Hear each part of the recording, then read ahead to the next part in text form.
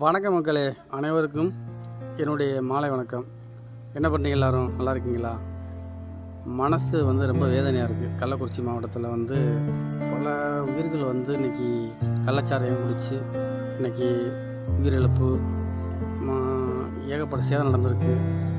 இவங்களாம் அவங்கவுங்க குடும்பத்தை நினச்சிருந்தாங்கன்னா இது மாதிரி செயல்களை செஞ்சுருக்க மாட்டாங்க. சரக்கு, சாராயம் இதெல்லாம் நமக்கு வாழ்வாதாரத்துக்கு ஒரு முக்கியமானது அல்ல.